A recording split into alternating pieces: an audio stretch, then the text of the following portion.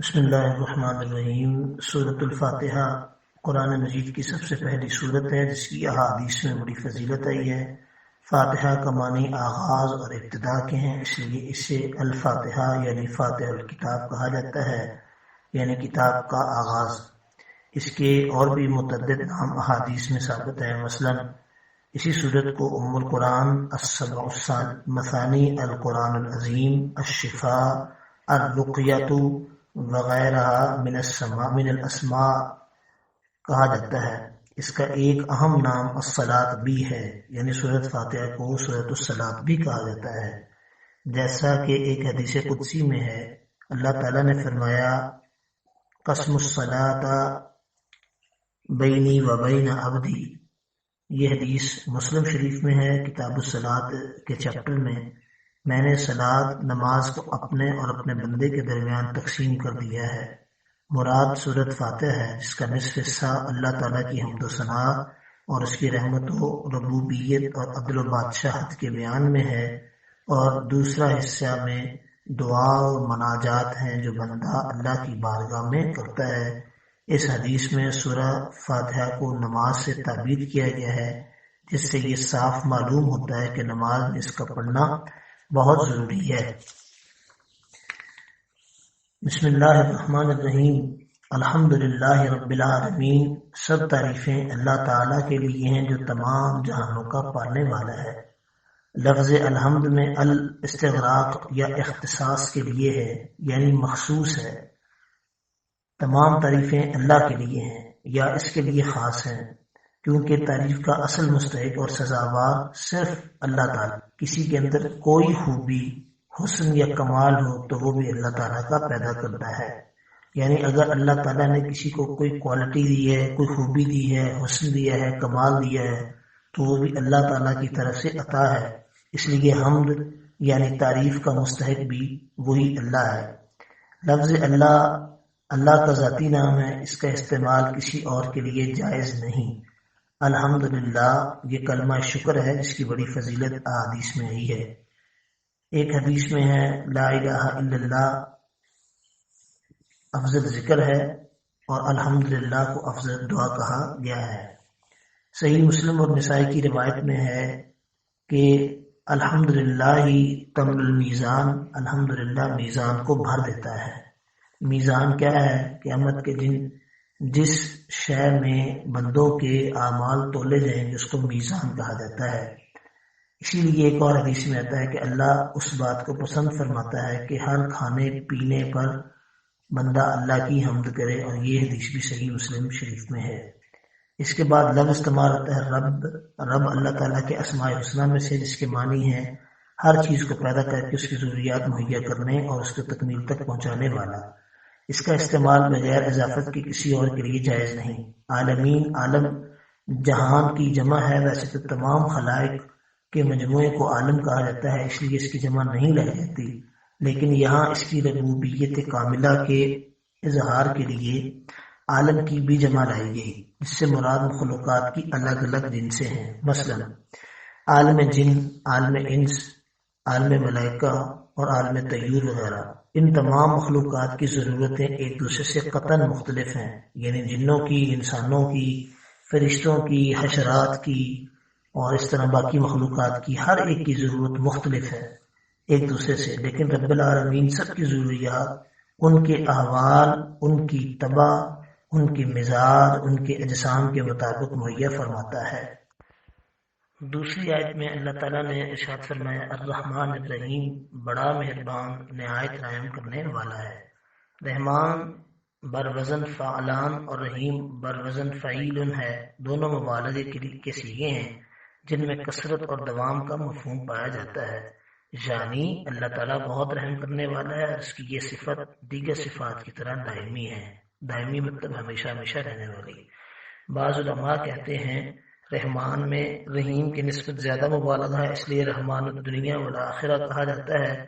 دنیا میں اس کی رحمت عام ہے، جس سے بلا تخصیص کافر اور مومن سب فیض یاب ہو رہے ہیں، اور آخرت میں وہ صرف رحیم ہوگا، یعنی اس کی رحمت صرف مومنین کے لیے خاص ہوگی۔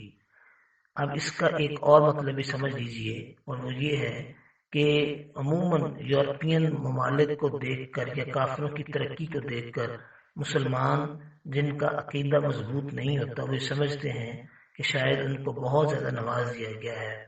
یاد رکھیے اللہ کی ایک صفت جو آپ نے پڑھی آج رحمان ہے، یعنی وہ کسی کو مخصوص نہیں کرتا، وہ کافر ہو یا مومن ہو، جو بھی محنت کرے گا اس کو وہ صلہ ضرور دے گا، لیکن آخرت میں صرف مسلمانوں اور مومنین کا ہی حق ہے اور ان کا ہی حصہ ہے، جس کے لیے لفظ رحیم استعمال کیا گیا۔ وہاں پر اللہ تعالیٰ رحیم صرف مسلمانوں کے لیے اور مومنین کے لیے ہوگا۔ اس کے بعد مالک یوم الدین، بدلے کا دن یعنی قیامت کے دن کا مالک ہے۔ کون ہے؟ وہ اللہ ہے۔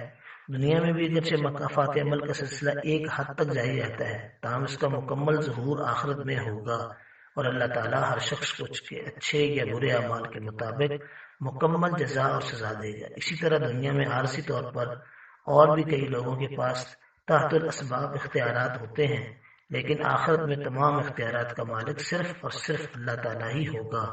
اللہ تعالیٰ اس روز فرمائے گا لمن الملک اليوم، آج کس کی بادشاہی ہے؟ پھر وہی جواب دے گا للہ الواحد القہار، صرف ایک غالب اللہ کے لیے ہے۔ اسی طرح سورہ الانفطار میں اللہ نے ایک ارشاد فرمایا یوم لا تملک نفس لنفس شیئا والامر یومئذ للہ، اس دن کوئی ہستی کسی کے لیے اختیار نہیں رکھے گی، سارا معاملہ اللہ کے ہاتھ میں ہوگا۔ یہ ہوگا جزا کا دن اور اسی مالک یوم الدین کہا جاتا ہے۔ اللہ تعالیٰ نے ارشاد فرمایا اعوذ باللہ من الشیطان الرجیم، بسم اللہ الرحمن الرحیم، ایاک نعبد و ایاک نستعین، ہم صرف تیری ہی عبادت کرتے ہیں اور صرف تجھ ہی سے مدد چاہتے ہیں۔ عبادت کے معنی ہیں کسی کی رضا کے لیے انتہائی عاجزی اور کمال خشوع کے اظہار کر کے اس کی عبادت کرنا۔ ابن کثیر نے کہا کہ شریعت میں کمال محبت، خضوع اور خوف کے مجموعے کا نام عبادت ہے، یعنی جس ذات کے ساتھ محبت بھی ہو، اس کی مافوق الاسباب طاقت کے سامنے عاجزی بے بسی کا اظہار بھی ہو اور تمام ذرائع سے اس کی گرفت کا خوف بھی ہو۔ اور نعبدو ایاک نعبد و ایاک نستعین اصل میں شرک کا سد باب ہے۔ نہ عبادت اللہ کے سوا کسی اور کی جائز ہے اور نہ مدد ہی کسی اور سے جائز ہے۔ ان الفاظ سے شرک کا جو سد باب کیا گیا ہے اس کا معنی یہ ہے۔ یاد رکھیے کہ اسباب کے ماتحت ایک دوسرے سے مدد چاہنا اور مدد کرنا یہ شرک نہیں ہے۔ مثال کے طور پر ڈاکٹر سے دوائی لینے کے لیے جانا اور اس سے بیماری کے بارے میں رجوع کرنا، ڈاکٹر سے بیماری کے لیے دوائی لکھوانا، بیوی سے گھر میں کئی کاموں میں مدد چاہنا، ڈرائیور اور دیگر انسانوں سے مدد طلب کرنا، جس طرح کہ اللہ تعالیٰ نے سورہ صف میں ارشاد فرمایا اللہ کے دین کے لیے کون ایک دوسرے کی مدد کرے گا۔ اللہ تعالیٰ نے اہل ایمان کو فرمایا سورہ المائدہ کی آیت نمبر 2 میں وتعاونوا علی البر والتقوی، نیکی اور تقوی کے کاموں پر ایک دوسرے کی مدد کرو۔ ظاہر بات ہے یہ تعاون ممنوع نہیں ہے اور نہ شرک ہے، بلکہ یہ تو مطلوب اور محمود ہے۔ اس کا اصطلاحی شرک سے کوئی تعلق نہیں۔ اصطلاح شرک سے مراد ہے کہ کسی کو بھی پوری دنیا میں، پوری کائنات میں اللہ کے سوا عبادت کے لائق سمجھنا یہ شرک ہے۔ مثال کے طور پر ہم کسی ایسے بندے کی پیروی کریں، کسی ایسے بندے کی مریدی کریں جو خود شریعت پر عمل پیرا نہ ہو اور اس کا تعلق دور دور سے شریعت کے ساتھ نہ ہو، تو پھر ہم اگر اس کی پیروی کریں گے اور اس سے کہیں گے کہ ہمارا یہ کام کر دو تو پھر یہ شرک ہوگا۔ اللہ تعالیٰ ہمیں شرک سے محفوظ فرمائے۔ اس کے بعد اگلی آیت میں ارشاد فرمایا اہدنا الصراط المستقیم، ہمیں سیدھی اور سچی راہ دکھا۔ سیدھی اور سچی راہ دکھانے سے کیا مراد ہے؟ ہدایت کے کئی مفہوم ہیں۔ راستے کی طرف رہنمائی کرنا، راستے پر چلا دینا، منزل مقصود پر پہنچا دینا۔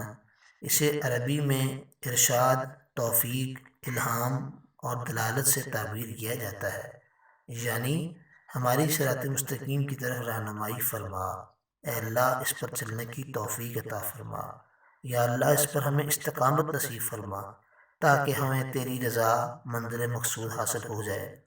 یہ صراط مستقیم محض عقل اور ذہانت سے حاصل نہیں ہو سکتی، یعنی یہ نہیں کہہ سکتے کہ کوئی بھی بندہ صرف اپنی عقل اور اپنی ذہانت سے صراط مستقیم پر چلے، بلکہ اللہ سے دعا کرنی پڑے گی۔ اور یہ صراط مستقیم وہی الاسلام ہے جسے نبی صلی اللہ علیہ وسلم نے دنیا کے سامنے پیش فرمایا اور جو اب قرآن اور احادیث صحیحہ میں محفوظ ہے۔ آخر میں کہا کہ صراط الذین انعمت علیہم غیر المغضوب علیہم ولا الضالین، ان لوگوں کی راہ پر جن پر تو نے انعام کیا، ان کی نہیں جن پر غضب کیا گیا، یعنی وہ لوگ جنہوں نے حق کو پہچانا مگر اس پر عمل پیرا نہیں ہوئے، اور نہ گمراہوں کی، یعنی وہ لوگ جو جہالت کے سبب راہ حق سے برگشتہ ہو گئے۔ یہ صراط مستقیم کی وضاحت ہے کہ یہ سیدھا راستہ وہ ہے جس پر وہ لوگ چلے جن پر تیرا انعام ہوا۔ یہ انعام والے لوگ کون ہیں؟ وہ ہیں انبیاء، شہداء، صدیقین اور صالحین، جیسا کہ سورہ نساء کی آیت نمبر 69 میں اللہ نے ارشاد فرمایا، اور جو اللہ اور اس کے رسول کی اطاعت کرے وہ قیامت کے روز ان لوگوں کے ساتھ ہوگا جن پر اللہ نے انعام کیا، یعنی انبیاء، صدیقین، شہداء اور صالحین، اور ان لوگوں کی رفاقت بہت ہی خوب ہے۔ سبحان اللہ۔ اس آیت میں یہ بھی وضاحت کر دی گئی کہ انعام یافتہ لوگوں کا یہ راستہ اطاعت الہی اور اطاعت رسول صلی اللہ علیہ وسلم ہی کا راستہ ہے، نہ کہ کوئی اور راستہ۔ بعض روایات سے ثابت ہے کہ مغضوب علیہم سے مراد یہودی اور ضالین سے مراد عیسائی ہیں۔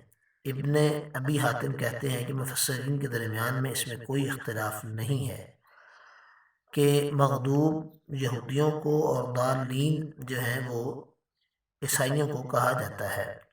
اس لیے صراط مستقیم پر چلنے کی خواہش رکھنے والوں کے لیے یہ ضروری ہے کہ وہ یہود اور نصارہ دونوں کی گمراہیوں سے بچ کر رہیں۔ یہود کی بڑی گمراہی یہ تھی کہ وہ جانتے بوجھتے صحیح راستے پر نہیں چلتے تھے، آیات الہی میں تحریف یعنی رد و بدل اور ہلا کرنے سے گریز نہیں کرتے تھے۔ حضرت عزیر علیہ السلام کو ابن اللہ یعنی اللہ کا بیٹا کہتے، اور اپنے احبار اور رہبان یعنی اپنے علماء کو حرام اور حلال کرنے کا مجاز سمجھتے تھے۔ توبہ نعوذ باللہ۔ نصارہ کی بڑی غلطی یہ تھی عیسائیوں کی کہ انہوں نے حضرت عیسیٰ علیہ السلام کی شان میں غلو کیا اور انہیں اللہ کا بیٹا قرار دیا اور 3 خداؤں میں سے ایک خدا قرار دیا۔ افسوس یہ ہے کہ امت محمدیہ میں بھی یہ گمراہیاں عام ہیں، اور اسی وجہ سے وہ دنیا میں ذلیل اور رسوا ہیں۔ اللہ تعالیٰ اسے ضلالت کے گڑھے سے نکالے تاکہ بڑھتے ہوئے مسائل سے وہ محفوظ رہ سکیں۔ سورہ فاتحہ کے آخر میں آمین کہنے کی نبی کریم صلی اللہ علیہ وسلم نے بڑی تاکید فرمائی ہے اور فضیلت بیان فرمائی ہے، اس لیے امام اور مقتدی ہر ایک کو آمین کہنی چاہیے۔ نبی کریم صلی اللہ علیہ وسلم اوائل میں فجر، مغرب اور عشاء کی نمازوں میں اونچی آواز سے آمین کہا کرتے تھے، اور صحابہ بھی، حتیٰ کہ مسجد گونج اٹھتی تھی۔ جبکہ اواخر میں نبی کریم صلی اللہ علیہ وسلم کی ظاہری حیات کے آخر میں اونچی آواز سے آمین کہنا معمول نہیں رہا۔ اس وجہ سے بعض لوگ آمین اونچی آواز سے کہتے ہیں اور بعض آمین اونچی آواز سے نہیں کہتے۔ بہرحال آمین لازمی کہنا چاہیے۔ سورہ فاتحہ پڑھنے کے بڑے فضائل ہیں۔ اپنے فوت شدگان کے لیے سورۃ الفاتحہ کی روزانہ تلاوت کرنا ان کی بخشش کا سبب ہے۔ سورۃ فاتحہ کا ایک نام دعا ہے، اس لیے اس کے آخر میں آمین کہا جاتا ہے۔ اللہ سے دعا ہے کہ اللہ تعالیٰ ہمیں صحیح معنوں میں سورۃ فاتحہ کو پڑھنے کی اور اپنے لیے اور اپنے فوت شدگان کے لیے بخشش کروانے کی توفیق عطا فرمائے۔ آمین۔ وآخر دعوانا الحمدللہ رب العالمین۔